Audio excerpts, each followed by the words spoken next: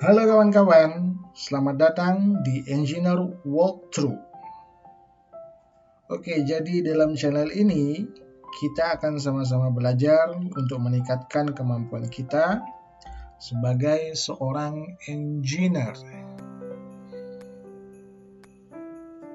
Oke, jadi dalam kesempatan ini kita akan sama-sama belajar sebuah aplikasi yang sekarang sedang cukup booming yang bernama Tekla Structures.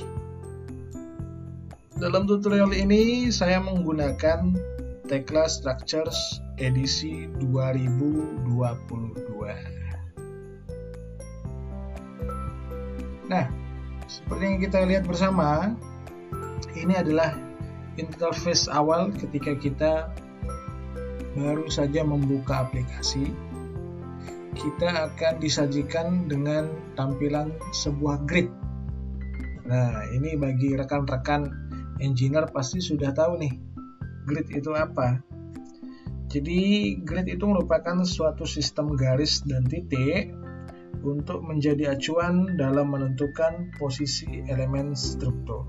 Nah, elemen struktur yang biasanya ditentukan adalah untuk posisi kolom ataupun balok. Dalam Tekla Structure, lembar kerja utama itu berupa grid seperti ini. Ya, ada sebuah grid. Nah, seperti yang kita pahami bersama juga, pembuatan grid ini bergantung kepada kebutuhan ruang yang akan kita modelkan atau yang akan kita rancang. Langsung saja kita mulai bagaimana cara untuk setting grid pada aplikasi Tekla Structure. Nah, untuk memudahkan latihan kita, di sini saya sudah siapkan sebuah panduan untuk grid yang akan sama-sama kita buat. Oke, jadi kita lihat bersama di sini ada 4 buah grid dalam sumbu X, yaitu A, B, C, D. Kemudian pada sumbu Y terdapat grid 1, 2, dan 3 dengan bentangnya masing-masing. Nah, kemudian grid ini akan kita modelkan dalam Tekla Structure tersebut. Oke, untuk menentukan settingan grid berdasarkan modul yang sudah kita lihat bersama ini, maka yang harus kita lakukan adalah mengklik garis grid dimanapun. Oke, mau di sini, oke, boleh. Mau di sini boleh. Mau di sini juga boleh. Semua bisa ya, mau klik dimanapun bisa. Nah, ketika kawan-kawan sudah klik, maka di sebelah kanan akan muncul properties dari grid itu sendiri. Nah, di sini dalam properties ada beberapa hal yang perlu kita perhatikan. Yang pertama, koordinat dan label. Nah, untuk menentukan jarak antara setiap grid pada masing-masing sumbu, di sini sudah diberikan angka-angka dalam satuan milimeter. Nah, seperti yang kita ketahui bersama sebelumnya, bahwa grid A, B, C, D itu memiliki jarak yang sama, yaitu 5 meter atau 5000 mm. Oke, untuk mengisi identitas dari sumbu X, karena memang jarak grid A, B, C, D itu memiliki jarak yang sama ya, maka kita bisa melakukannya dengan 2 cara. Cara yang pertama yaitu dengan menginput masing-masing jarak antar grid. Oke, kita ketahui bahwa terdapat 4 buah grid. Dengan begitu secara tidak langsung juga akan terdapat 3 buah batang dengan bentang 5 meter Kemudian kita spasikan, spasi, kemudian modify. Nah, maka grid akan berubah sesuai dengan bentang yang sudah kita setting di sini. Oke. Jadi kalau kita lihat di sini, dikarenakan jaraknya itu sama antara A, B, C, D, sistem otomatis membuat identitas dari sumbu X menjadi 3 kali 5000, yang artinya adalah 3 buah segmen tersebut memiliki bentang 5000 mili ataupun 5 meter. Nah, apakah kita bisa menginput dengan cara yang sama berdasarkan sistem? Bisa, tinggal kita input saja berapa jumlah batangnya, 3, kita kalikan dengan jaraknya. Artinya di sini ada 3 buah segmen dengan bentang 5000 mili atau 5000 meter. Oke, selanjutnya sumbu Y. Nah, sumbu Y di sini seperti yang sudah kita lihat. Oke, kita cek lagi ya. Nah, ini terdapat 3 buah grid. 3 buah grid. Kemudian dari 3 buah grid tersebut menghasilkan 2 buah batang dengan bentang 4000 mili atau 4 meter. Maka di sini kita buat menjadi 2 kali 4000. Oke, kita modify. Ya, ini sudah sesuai dengan apa yang ada dalam modul. Namun di sini untuk label D itu belum muncul. Nah, ketika memang label di sini belum muncul, maka kita bisa memeriksanya dalam properties bagian label. Nah, di sini kan hanya sampai C, sehingga perlu ditambahkan label D. Nah, kemudian pada sumbu Y, label yang dibutuhkan itu hanya 1, 2, 3 saja. Namun di sini tertera sampai 4 ya. Ini mau dibiarkan saja boleh, mau dikurangi juga boleh. Nah, selanjutnya kita modify. Nah, oke kawan-kawan, sudah mirip dengan modul yang kita acu. Nah, kawan-kawan silahkan perhatikan garis hijau. Garis hijau ini merupakan lembar kerja dari Tekla Structure. Kita lihat bahwa grid kita ini berada di luar garis tersebut. Nah, maka untuk membuat grid ini berada dalam lembar kerja ini, kita bisa klik kanan di luar ya. Kemudian pilih Fit Work Area to Entire Model. Nah, maka secara otomatis grid kita sudah berada dalam lembar kerja Tekla Structure. Oke, jadi kita sudah membuat grid berdasarkan sumbu XY. Nah, tentu saja bangunan itu memiliki 3 buah sumbu, X, Y, dan Z. Nah, sumbu X dan sumbu Y itu biasanya ditentukan berdasarkan kebutuhan luasan ruangan. Nah, kemudian sumbu Z bisa ditentukan berdasarkan kebutuhan tinggi bangunan. Nah, untuk sumbu Z, dalam hal ini kita akan mengikuti modul seperti ini. Nah, seperti yang kita lihat bersama di sini, balok itu berada pada elevasi 3100 atau 3,1 meter. Kemudian pada elevasi 4 meter itu merupakan elevasi top untuk kolom, kemudian elevasi 6000 atau 6 meter itu merupakan elevasi top untuk atap kita. Nah, sehingga untuk sumbu Z di sini terdapat 4 buah identitas, 0, 3100, 4000 dan 6000. Oke. Mari kita buat identitasnya. 0, 3100, kemudian ada 4000, 6000. Oke, jadi untuk pemisah untuk masing-masing identitas itu kita gunakan spasi ya. Nah, ketika sudah diberikan identitas, maka jangan lupa juga dalam label disesuaikan dengan elevasi yang sudah ditentukan. Nah, di sana sudah plus 0 berarti plus 3100, kemudian di sini plus 4000, spasi lagi plus 6000. Jangan lupa modify ya. Modify itu artinya kita sudah mengaplikasikan apa yang sudah kita tentukan. Modify. Yeah. Nah, lalu bagaimana cara mengetahui apakah sumbu Z kita ini sudah terbuat atau tidak? Oke, selanjutnya kita akan membuat view. View yang dimaksud di sini adalah titik tinjau atau acuan kerja berdasarkan grade maupun elevasi yang sudah kita buat.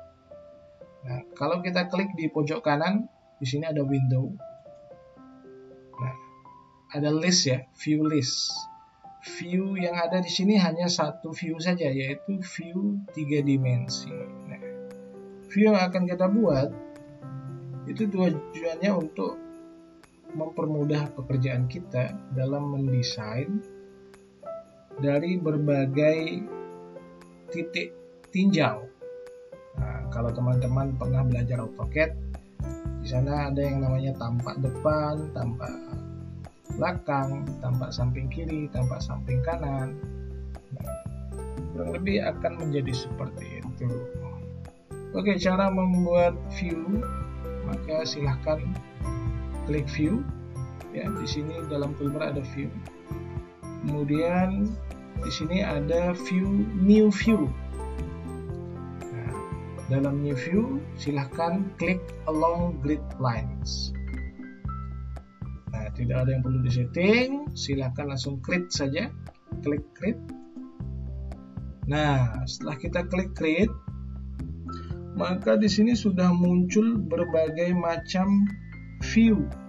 Nah, grid 1, 2, 3, grid A, B, C, D, plan 0, 3100, 4000, 6000. Nah, ini sudah sesuai berdasarkan sumbu yang sudah kita setting, baik dari sumbu X, Y, dan Z. Nah, maka selanjutnya kita akan insert atau memasukkan view-view yang sudah kita buat ini menjadi visible. Di sini kalau kita perhatikan ada tulisan visible views.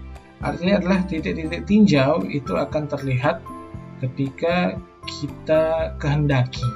Nah, cara insert atau memasukkan view kita lihat saja sesuai kebutuhan. Nah, yang biasa digunakan itu kan yang paling pinggir ya. Berarti di sini ada grid 1, kemudian ada grid 3, ada grid A, ada grid apa lagi, grid D. Kemudian untuk plan, oke semua saja, plan 0 sampai kepada 6000. Nah, setelah kita pilih, maka tinggal kita tekan saja, klik saja tanda panah menuju ke kanan. Ini artinya kita akan buat menjadi visible. Nah, sudah masuk ya. Di sini ada 1, 2, 3, 4, 5, 6, 7, 8, 9 views. Oke, pada table structure untuk views itu dibatasi sebanyak 9 views saja. Nah, kalau lebih daripada itu biasanya ada warning, tidak bisa dimasukkan lagi. Oke, kita coba ya. Nah, you cannot open more than 9 views at the same time. Nah, perintahnya di sini silahkan tutup satu buah views untuk bisa memasukkan views yang lainnya.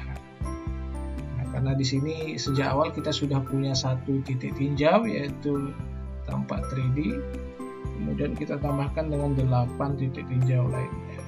Oke, selanjutnya tinggal kita close saja, close.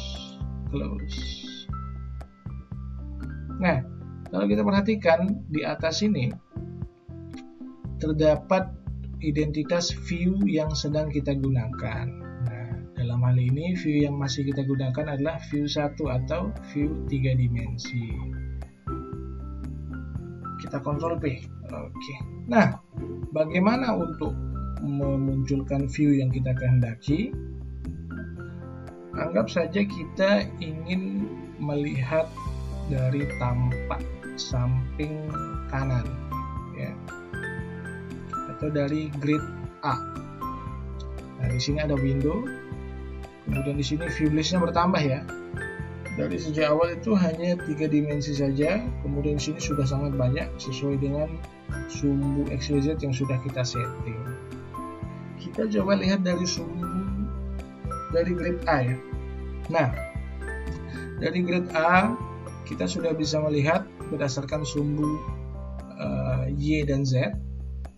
Nah, dari sini kita sudah bisa melihat bahwa settingan sumbu Z kita itu sudah diterapkan.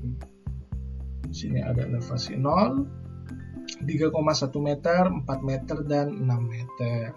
Oke, kita cek elevasi yang lainnya. Kita cek dari grade 1 ya. Oke. Dari grade 1 juga sudah menyesuaikan berdasarkan elevasinya.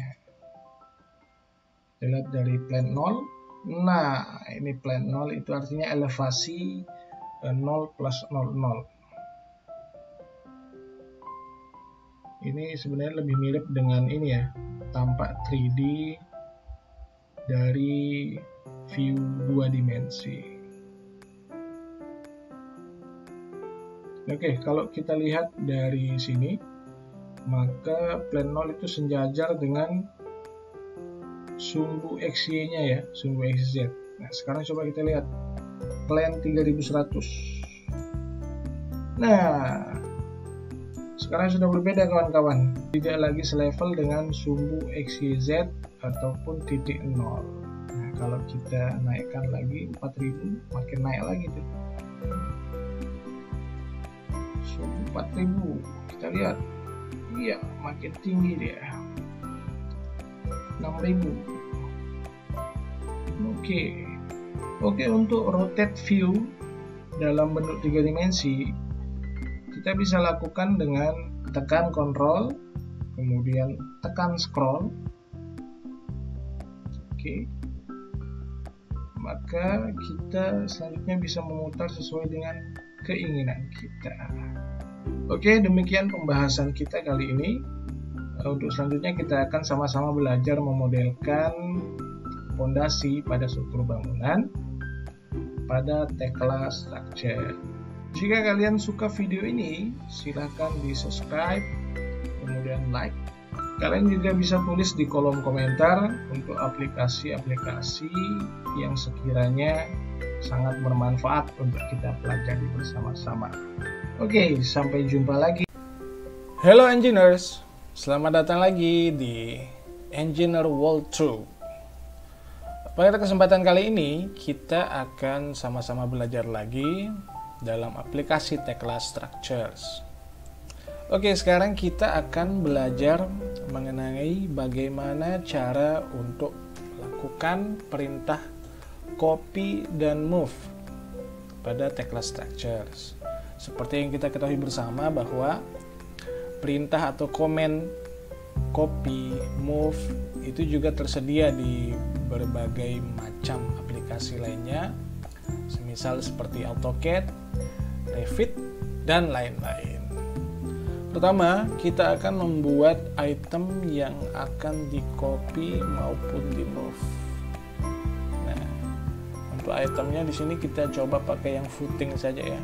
Kita klik footing, kemudian klik di posisi yang kita kehendaki. Saya inginnya ada di grid A3, tentunya ada di intersection dari grid itu sendiri ya. Klik kanan lalu interrupt untuk mengakhiri perintah yang sebelumnya. Nah, di sini kita sudah punya footing atau pondasi telapak dengan posisi grid A3. Lalu kita akan copy dalam grid B3, C3, dan D3. Komen atau perintah pertama yang akan kita sama-sama coba adalah copy.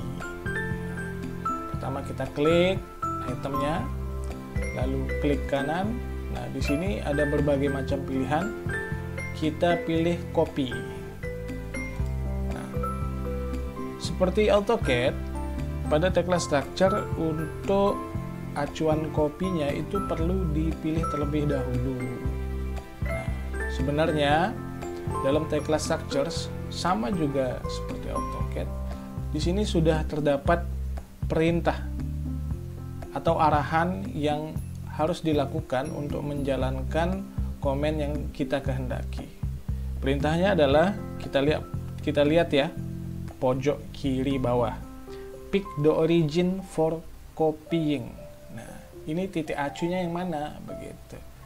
Oke, saya buat titik acunya ada di center, ada di tengah-tengah. Nah, lalu tinggal kita pindah saja. Nah, kemudian ada arahan lagi, pick the destination point. Oke, di sini intersection, intersection. Nah, itu adalah copy yang pertama. Nah, ini sebenarnya lebih mirip ya dengan AutoCAD. Hanya saja di AutoCAD mungkin jauh lebih simpel, itu yang bagi yang sudah sangat biasa. Oke, kita lihat tampak 3 dimensinya. Ya, kurang lebih seperti itu. Nah, selanjutnya kita akan coba melakukan move.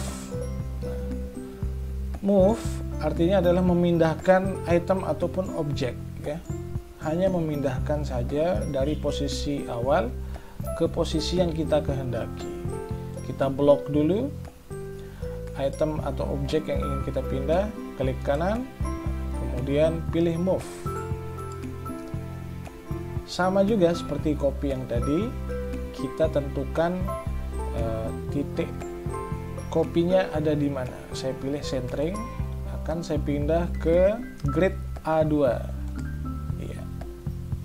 Jadi item ataupun objek kita sudah berpindah pada grid A2.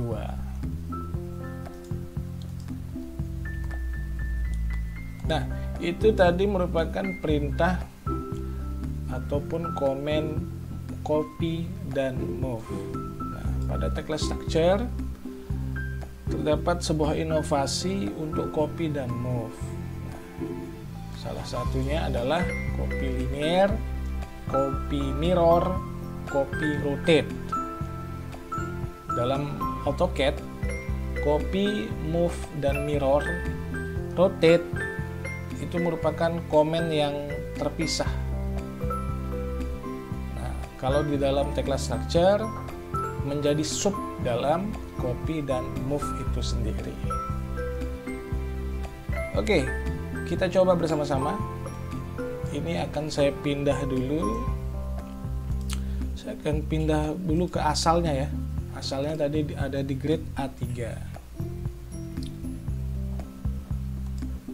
Maka dengan langkah yang sama, kita pick dulu item atau objek yang akan kita copy atau move. Klik kanan. Nah, kita copy dulu ya. Di sini ada pilihan copy spesial. Nah, copy spesial.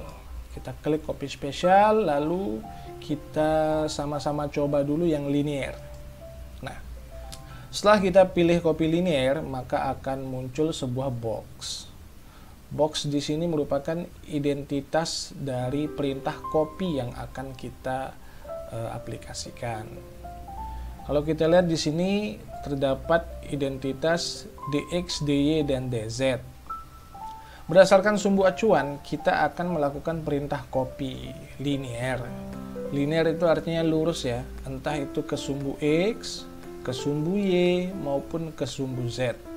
Nah, dalam hal ini kita akan coba dulu untuk sumbu X dan sumbu Y. Kita perhatikan juga terlebih dahulu bahwa sumbu Y itu mengarah ke atas. Kemudian sumbu X itu mengarah ke kanan. Dengan kata lain, ketika kita ingin memindahkan objek ini, entah itu ke bawah ataupun ke kanan, kita harus memperhatikan identitas dx, dy, dan dz. Nah, dalam box ini diketahui bahwa titik A3 itu diidentitaskan sebagai dx dengan 0, dy 0, dz pun 0.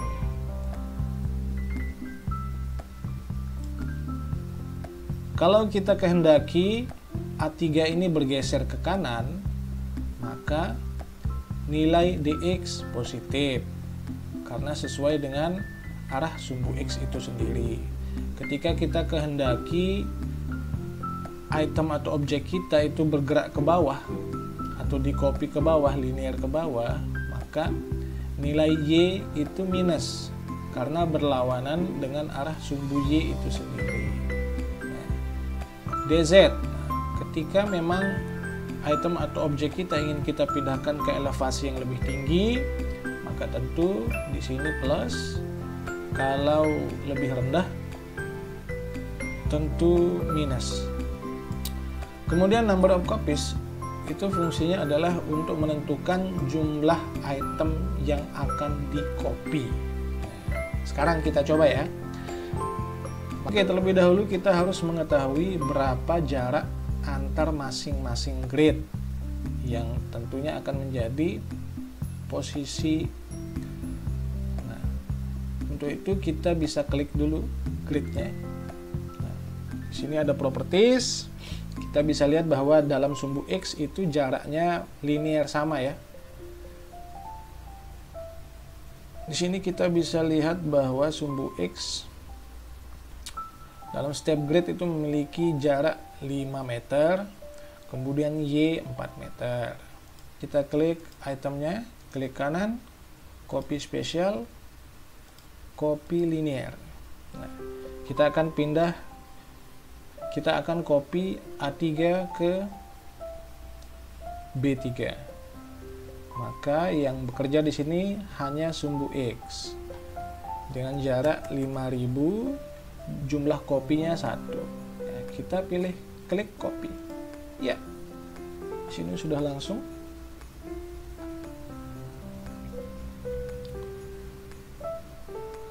Nah, ketika kita akan mengaplikasikan perintah copy linear yang baru, maka identitas sebelumnya itu masih ada. Jadi yang harus kita lakukan adalah clear ya, clear. Nah, maka akan kembali ke 0 semuanya terlebih dahulu. Hal itu perlu dilakukan untuk menghindari kesalahan dalam melakukan copy linear. Dikhawatirkan nanti titiknya berpindah pada titik yang tidak kita inginkan. Oke, sekarang kita coba pindah 3 objek. Klik kanan, copy spesial, linear, jarak masing-masing bentang itu 5000. Number of copies terdapat 1, 2, 3 titik, maka number of copiesnya 3. Kemudian kita klik copy. Nah, secara otomatis dia akan bertambah sesuai jumlah yang sudah kita tentukan ya, jadinya kurang lebih seperti ini.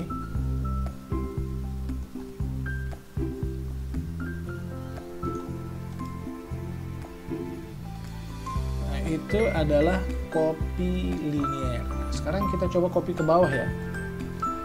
Klik kanan, copy spesial, linear. Nah, ini ada perintah sebelumnya. Kita hapus dulu, clear. Number of copiesnya juga otomatis akan kembali ke angka 1. Kita akan copy ke grid A2 dan A1. Seperti yang kita ketahui bahwa sumbu Y itu mengarah ke atas, sehingga kalau ke bawah maka nilai dy itu minus. Jaraknya tadi 4000 ya, otomatis minus 4000. Number of copiesnya 2 karena 2 titik. Lalu kita pilih copy. Iya, itu dia kawan-kawan.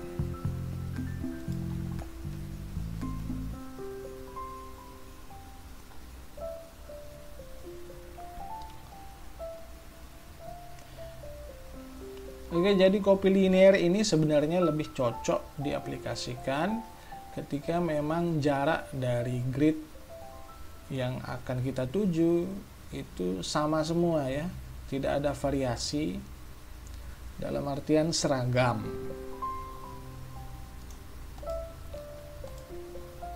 Nah, kita akan coba menu copy yang lainnya. Oke, kita akan coba menu copy spesial yang lain. Kita blok dulu itemnya, lalu klik kanan. Nah, di sini akan kita coba copy mirror. Nah, dalam copy mirror di sini terdapat titik acunya berdasarkan sumbu XY. Nah, sekarang kita akan coba mirror berdasarkan sumbu Y saja. Kita buat garisnya dari grid A2 sampai pada D2, lalu tinggal copy saja.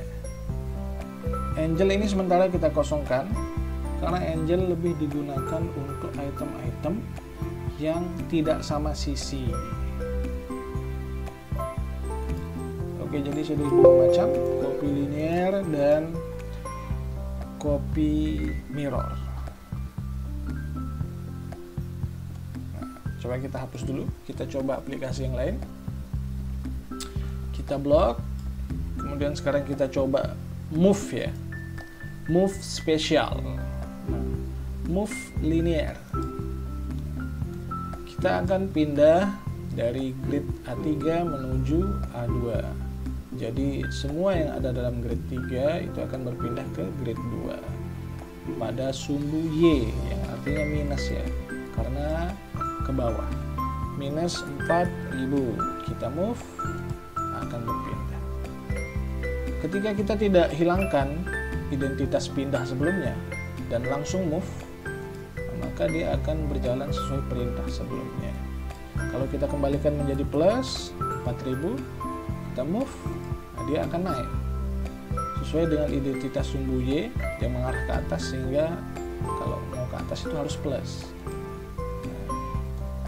Buat 4000 lagi. Itu dia. Ini adalah move spesial linear. Sekarang kita coba yang lain lagi.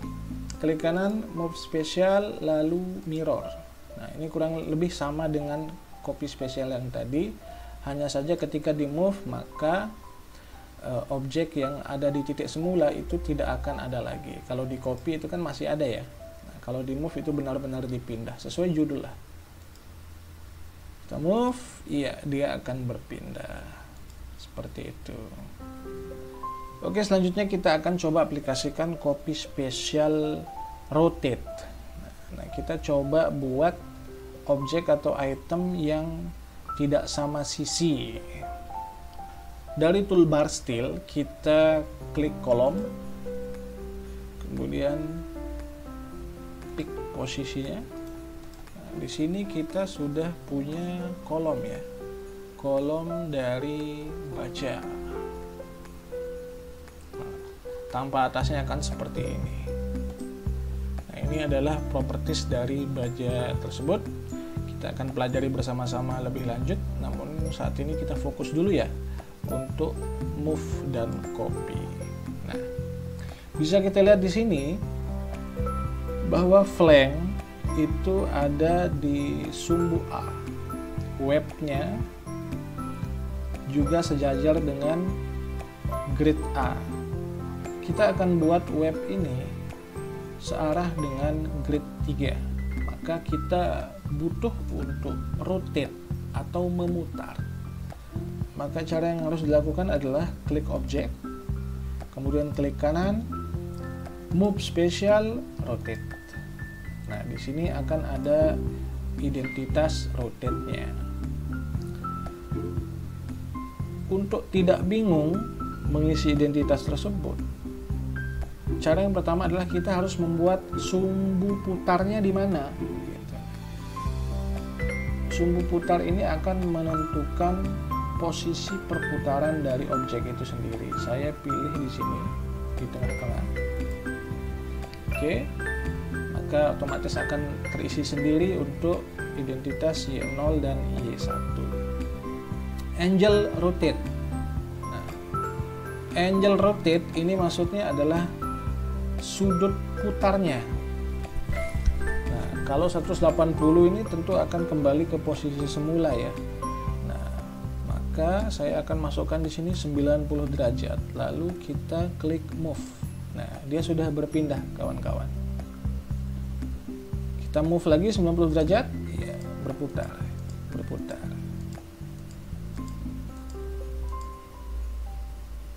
Nah, ini adalah move rotate. Nah, baik, demikian pembahasan kita untuk sesi kali ini. Sampai jumpa di sesi selanjutnya. Salam engineers. Hello engineers. Selamat datang kembali di channel Engineer World True. Kali ini kita akan sama-sama belajar lagi untuk memodelkan pondasi telapak beserta pembesiannya. Nah, pada tekla structures, untuk pondasi telapak itu diidentitaskan sebagai footing. Oke, jika teman-teman perhatikan dalam toolbar berikut, di sini ada berbagai macam toolbar, steel, concrete, rebar, edit, view, dan lain sebagainya. Kita klik concrete. Nah, pada concrete di sini sudah tersedia berbagai macam jenis komponen. Yang salah satunya adalah pad footing. Untuk membuat pad footing, klik footing. Lalu kita posisikan ke titik yang akan kita tuju. Dalam hal ini, saya akan menempatkan pad footing pada grid A3. Ya. Lalu interrupt. Nah, di sini pad footingnya sudah tercipta. Untuk melihat properties dari pad footing tersebut, kita klik. Kemudian di sini sudah muncul properties dari pad footing itu sendiri. Nah, pada profile terdapat ukuran pad footing yang sudah kita buat. Nah, ini bisa diubah kawan-kawan sesuai dengan kebutuhan yang kita kehendaki. Di sini sudah diberikan ukuran 1200 mili kali 1200 mili atau 1,2 meter dikalikan 1,2 meter. Nah, coba kita rubah ya. 1,5 meter kali 1,5 meter. Nah, jangan lupa kita modify. Nah, identitas selanjutnya adalah, silahkan perhatikan position. Nah, di sini ada top, ada bottom. Top yang dimaksud di sini adalah elevasi permukaan atas dari pad footing itu sendiri terhadap elevasi 0.0. Nah, jika di sini identitasnya adalah 0.0, berarti permukaan atas dari pad footing itu sejajar dengan elevasi 0.00. Kemudian untuk bottom, di sini diberikan identitas minus 750 mili atau sekitar 75 cm. Dalam hal ini bisa diartikan bahwa permukaan bawah dari pad footing itu berada di elevasi minus 75 cm.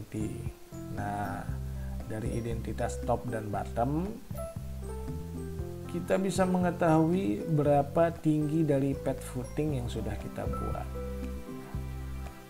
Untuk mengatur tinggi pad footing, di sini bisa diatur dari top maupun bottom itu sendiri. Jika kita menghendaki bahwa permukaan pad footing kita itu berada di atas elevasi 0.0, maka tinggal kita tambahkan saja, contohnya seperti ini, 250, modify.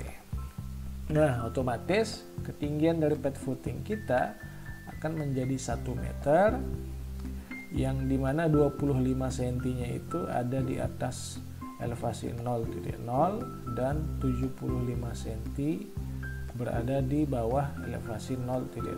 Nah, supaya tidak bingung, Elevasi 0.0 ini bisa kita andaikan sebagai elevasi muka tanah asli. Dalam hal ini kita coba modelkan terlebih dahulu bahwa pad footing kita untuk permukaan atasnya berada pada muka tanah asli, yaitu 0, kemudian dengan tinggi 50 cm yang berada di bawah elevasi 0.0 sehingga minus 500, lalu modify. Nah, jadi kurang lebih bentuknya akan seperti ini. Jika kita tinjau dari view 3 dimensi maka akan jauh lebih terlihat, lebih jelas. Oke, selanjutnya untuk pembesian dari pad footing atau pondasi telapak. Dalam Tekla Structure sendiri sudah menyediakan pembesian standar untuk pad footing. Nah, bagaimana cara untuk mengaplikasikan pembesiannya? Nah, yang pertama, kalau cara cepat berdasarkan standar Tekla Structures, kita klik objek yang akan kita berikan tulangan, kemudian di pojok kanan terdapat toolbar yang bernama Applications and Components. Kita klik. Nah, lalu di bagian search kita cari pembesian berdasarkan kata kunci objek yang akan diberikan pembesian. Nah, dalam hal ini namanya kita coba pakai foot. Nah, foot. Secara otomatis maka akan muncul pembesian untuk masing-masing komponen. Nah, yang biasa digunakan di sini adalah pad footing reinforcement dalam kurung 77. Oke, untuk cara cepat menemukan pembesian yang kita butuhkan sebenarnya bisa kita ketik langsung berdasarkan kodenya sendiri.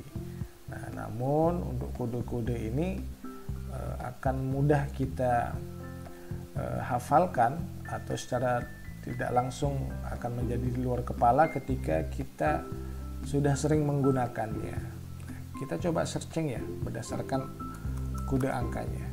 Langsung di sini 77. Nah, maka akan langsung muncul setiap komponen sambungan pembesian dengan kode 77. Dalam hal ini kita membutuhkan pembesian untuk pad footing. Caranya adalah kita klik pad footing itu, lalu seperti biasa di pojok kiri sudah ada perintah atau arahan yang harus dilakukan, pick object. Kita pick objeknya. Maka dia langsung akan teraplikasi pembesiannya seperti ini. Mudah sekali ya.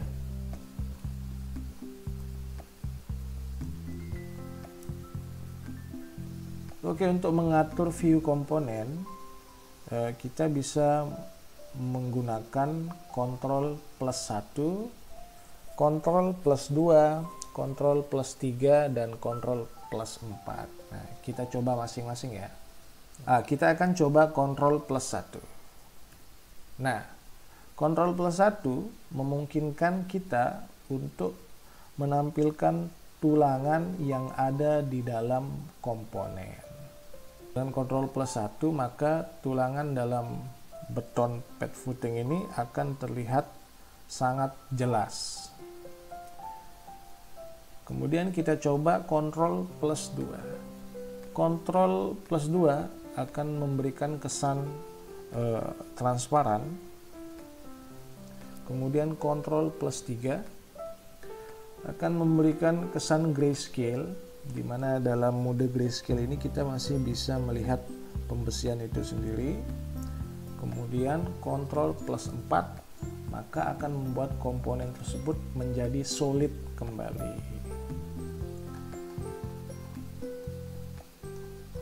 Nah, ini adalah cara pembesian pad footing yang pertama. Kemudian untuk pad footing yang kedua, caranya adalah yang pertama ini kita copy dulu yang sudah ada.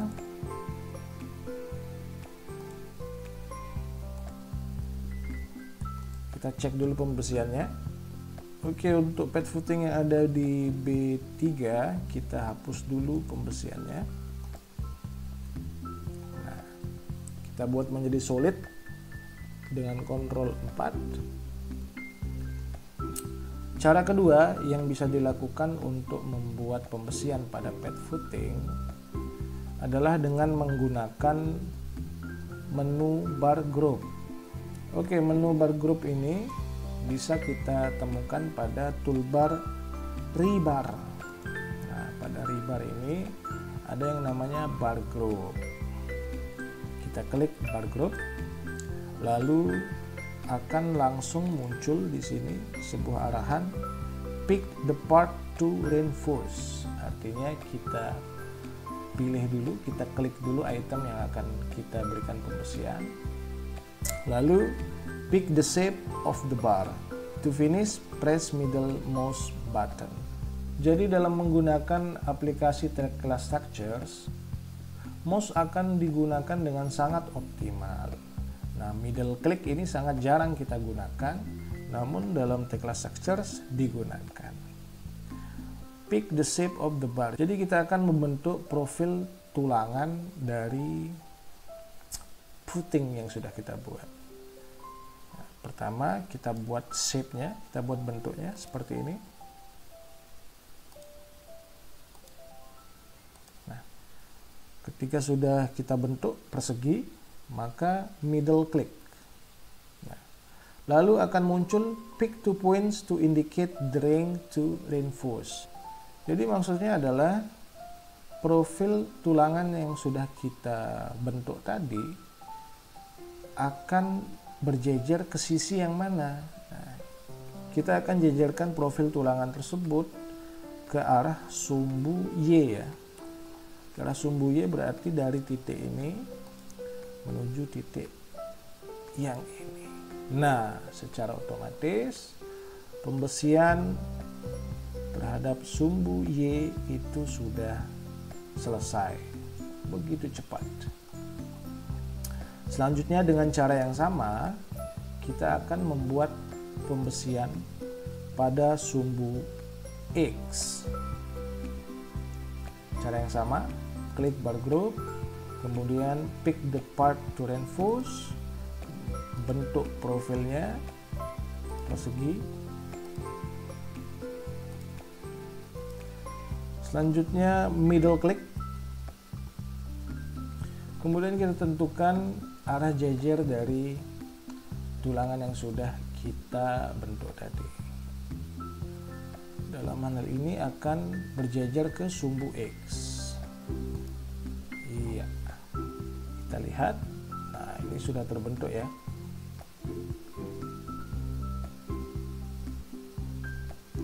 Kalau kita perhatikan untuk pembesian pad footing dengan cara yang pertama dan cara yang kedua, maka cara yang kedua ini lebih akrab kita jumpai dalam pembesian pad footing di Indonesia.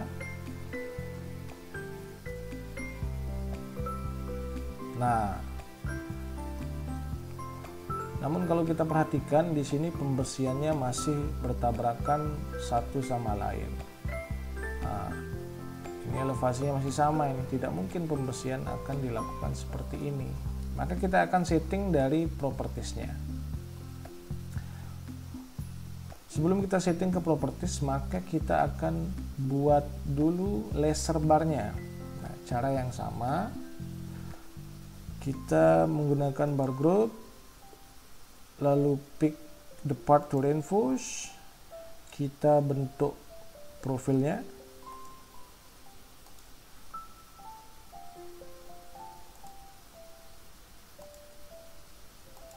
Oke, middle click, lalu berjejer ke sumbu Z. Nah, Di sini laser barnya sudah terbentuk, namun masih bertabrakan. Selanjutnya, untuk membuat pembesian ini lebih rapi karena ini masih bertabrakan, kita akan setting berdasarkan selimut betonnya. Untuk memudahkan pembedaan antara pembesian sumbu X, sumbu Y, dan laser bar, maka kita bisa berikan identitas warna yang berbeda-beda. Kita klik tulangannya, lalu akan muncul properties. Ini warnanya bisa kita variasikan, modify. Lalu yang sumbu Y, kita berikan identitas warna juga. Gunakan yang merah saja. Kemudian untuk laser bar, kita gunakan warna kuning ya. Nah, seperti itu.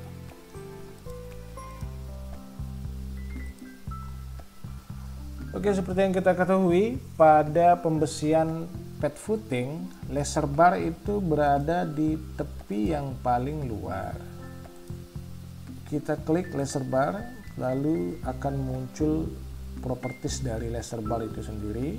Yang pertama di sini ada size-nya kita gunakan diameter 10 saja, 10 mili. Kemudian bending radius ini merupakan sudut tekuk dari tulangan itu sendiri. Di sini kita gunakan saja 1D ya. 1D berarti sama dengan 10.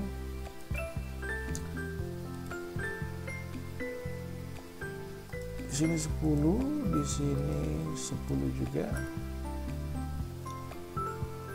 Nah, di sini ada yang namanya rebar group type.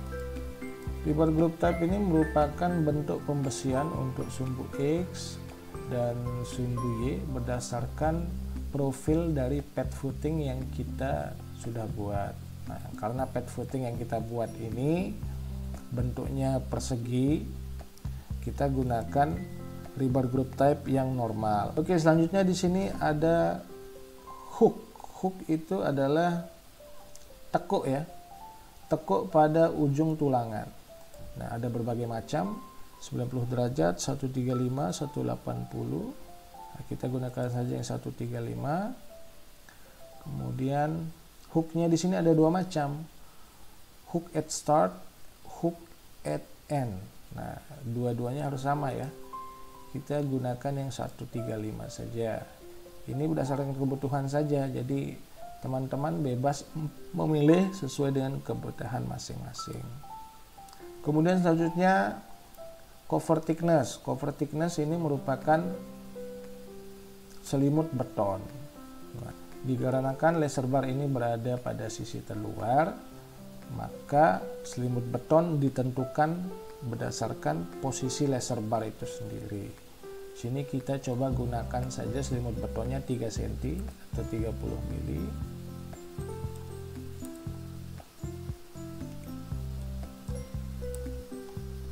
Kita isi semua 30 mili. Nah, kemudian selanjutnya di sini ada distribution. Distribution ini artinya penempatan dari laser bar itu sendiri. Ada beberapa ketentuan yang bisa kita tetapkan. Yang pertama itu adalah exclude. Exclude ini artinya meniadakan. Jadi kalau kita klik di sini ada beberapa pilihan. Yang pertama non, artinya all reinforcing bars include. Tidak ada tulangan yang dieliminasi. Coba kita modify dulu ya untuk lebih jelas. Modify. Nah, kalau kita perhatikan pada laser bar ini berjumlah 4 ya. 1, 2, 3 dan 4. Untuk tepi atas dan bawah itu tidak terpakai, sehingga untuk exclude-nya kita pilih first and last, sehingga otomatis laser bar posisi paling atas dan bawah itu akan hilang. Nah, tersisa 2 di tengah. Selanjutnya untuk penentuan jumlah laser bar itu bisa ditentukan berdasarkan beberapa hal. Yang pertama itu berdasarkan spasi atau jarak dari laser bar itu sendiri. Kemudian yang kedua berdasarkan jumlah laser bar yang dikehendaki. Di sini coba kita tentukan berdasarkan spasi ya. Nah, sudah diketahui bersama bahwa tinggi dari pad footing kita itu 50 cm. Nah, kemudian untuk laser bar di sini coba kita berikan jarak 125 ya. 12,5 cm. Modify otomatis, jumlah laser bar kita akan menjadi 3. Selanjutnya kita akan setting tulangan arah sumbu X dan Y. Nah, untuk tulangan X dan Y, jaraknya itu mengacu dari tulangan terluar. Selanjutnya kita akan setting tulangan pada sumbu X. Nah, kita klik dulu tulangan arah sumbu X. Kita sudah tentukan warnanya warna biru ya. Kita klik, maka properties akan muncul. Kemudian tinggal kita setting sesuai dengan kebutuhan. Nah, untuk diameter tulangannya kita gunakan yang 16. Bending radiusnya sesuai dengan diameter dari tulangan itu sendiri. Untuk hooknya atau tekuknya kita gunakan yang ini ya kawan-kawan, 135 derajat.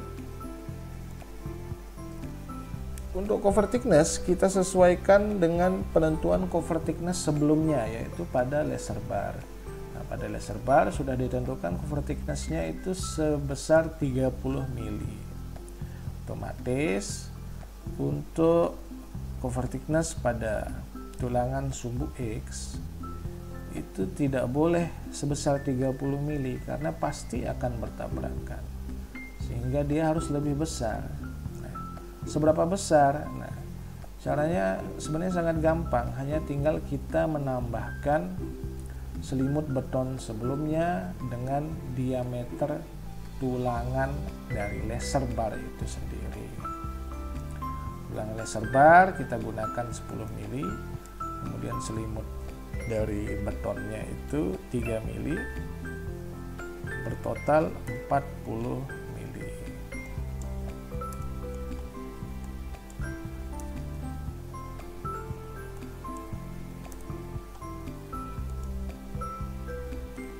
Nah, kita lihat tulangan di sumbu X.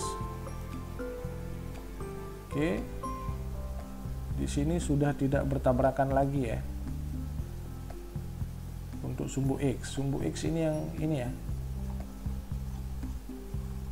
Oke, tulangan sumbu X-nya sudah aman. Oke, masih bersinggungan sedikit. Nah, kalau masih bersinggungan sedikit seperti ini, tinggal ditambahkan saja 42 mili, 42 mili modify. Nah, ini sudah aman ya, sudah tidak bersinggungan. Selanjutnya untuk tulangan sumbu Y kita setting kembali.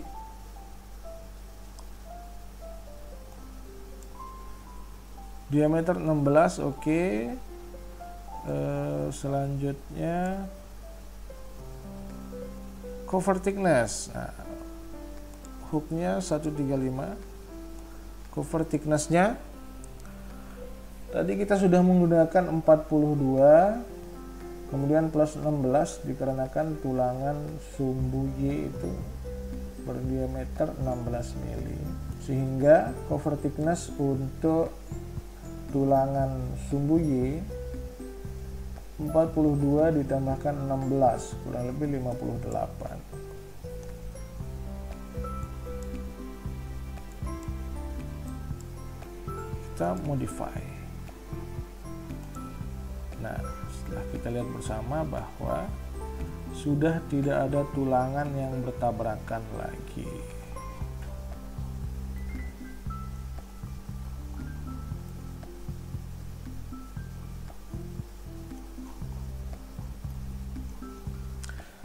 Oke, begitu mudah dan cepat ya. Jadi kita tidak perlu menggambar dengan susah payah seperti di AutoCAD. Di sini menunya sudah ada, hanya tinggal kita setting sesuai dengan kebutuhan kita. Oke, itu adalah dua jenis cara penulangan untuk pad footing. Kalian lebih prefer ke yang mana? Apakah penulangan berdasarkan pad footing di grid A3 atau penulangan pad footing pada grid B3? Selanjutnya tinggal kita copy saja ke setiap titik yang membutuhkan pad footing.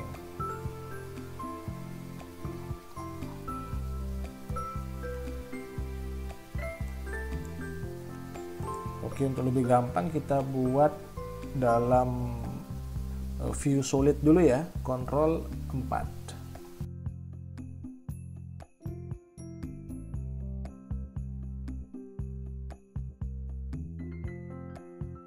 Kemudian klik kanan, copy.